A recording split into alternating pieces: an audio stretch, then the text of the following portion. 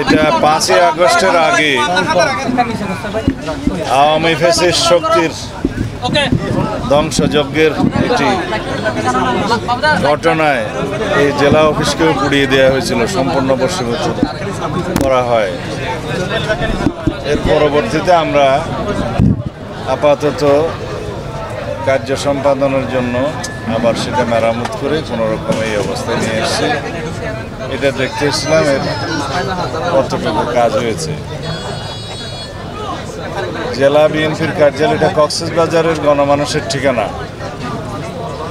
BNP মানেই গণতন্ত্রের ঠিকানা। কক্সবাজার জেলা বিএনপির কার্যালয়কে আমরা বহুতল ভবন নির্মাণ করার একটা পরিকল্পনা নিয়েছি।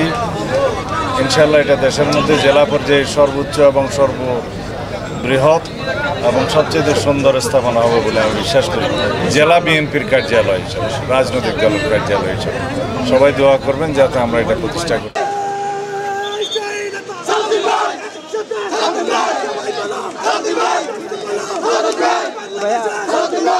প্রধান উপদেষ্টা ঘোষণা দিয়েছেন বন্দরের যারা বিরোধিতা করবে তাদের যেন প্রতিহত করা হয়। এই বিষয়টিকে বিএনপি কি ভাবছেন? এই বিষয়টি নিয়ে এখানে ভাবের কিছু নেই। এটা রাষ্ট্রীয় ব্যাপার, রাষ্ট্রের স্বার্থের ব্যাপার। এই সমস্ত সিদ্ধান্ত কেবলমাত্র একটি নির্বাচিত রাজনৈতিক সরকার জাতীয় ঐক্যমত্যের ভিত্তিতে নিতে পারে।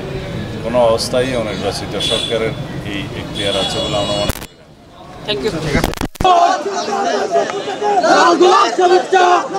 भैया